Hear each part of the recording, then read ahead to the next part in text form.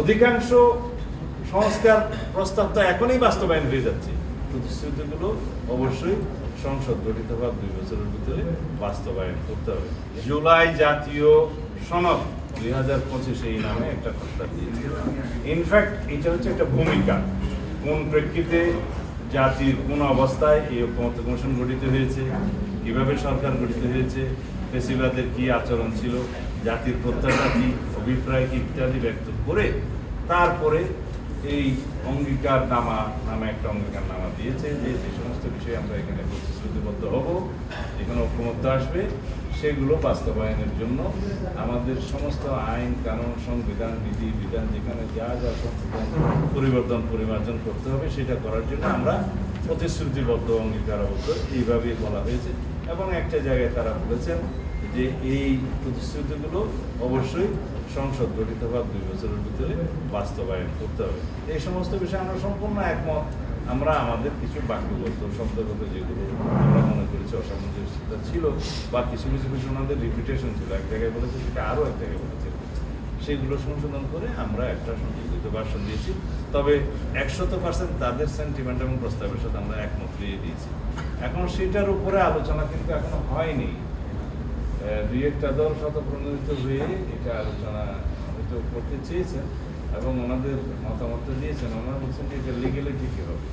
আমি আপনাদেরকে জিজ্ঞেস করি, একটা ন্যাশনাল কনসেনসাস সেখানে হচ্ছে, এতগুলো রাজনৈতিক দল এতদিন পর্যন্ত উন্মুক্ত আলোচনা করছে, উইচ ইজ ভেরি ট্রান্সপারেন্ট, এবং আমি অনেকটা মনে করি যে ওপেন কোর্ট ট্রায়ালের মতো আপনাদের কাছে রিলে হচ্ছে, সব কিছু ডাইরেক্ট টেলিকাস্ট হচ্ছে বা ব্রডকাস্ট হচ্ছে। তো সেই জায়গায় জাতি দেখছে কারা কী হচ্ছে, কাদের কী পজিশন। এখন সেটার পরে মাননীয় প্রধান উপদেষ্টার সিগনেচার সহ সংস্কার কমিশনের সমস্ত চেয়ারম্যানদের সিগনেচার সহ, মানে ঐক্যমত্য কমিশনের সব সদস্য তাদের সিগনেচার সহ, জাতীয় নেতৃবৃন্দের সমস্ত দলের প্রতিনিধিদের সিগনেচার সহ একটা সনদ তৈরি হবে। সেই সনদটা ওয়েবসাইটে যাবে, জাতি দেখবে, পত্রিকা প্রকাশিত হবে। এরপরও কি কোনো পলিটিক্যাল পার্টি ডেয়ার করবে এটা ব্রেক করা? তাহলে কি তাদের রাজনৈতিক বিশ্বাসযোগ্যতা সেই সমস্ত রাজনৈতিক দলের কি থাকবে? সেই রিস্ক কি কোনো দল নেবে? আমার তো মনে হয় না এর চাইতে বড় বেশি কোনো কনসেনসাস হতে পারে, এর চাইতে বড় বেশি কোনো মেমো অফ আন্ডারস্ট্যান্ডিং হতে পারে, এর চাইতে বড় কোনো সোশ্যাল এগ্রিমেন্ট হতে পারে। এটা কন্ট্রাক্ট, অনেকটা social, it is contract in between nation, in between people and the political parties and stakeholders. তা আমি মনে করি সেটা বাস্তবায়নের জন্য একমাত্র জায়গা হবে জাতীয় সংসদ। বিফোর দ্যাট অধিকাংশ সংস্কার প্রস্তাব তো এখনই বাস্তবায়ন হয়ে যাচ্ছে। RICL TMX, যুগের পর যুগ স্থাপনা থাকে মজবুত।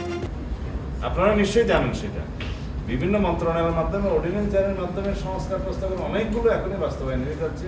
এবং আমি বলেছি শুধুমাত্র সংবিধান সংশোধন সংক্রান্ত সুপারিশগুলো বেঁধে রেখে বাকি সমস্ত সংস্কার যেগুলো এগ্রিড হবে রিপোর্ট, সবগুলো তার আগেই বাস্তবায়ন করা সম্ভব।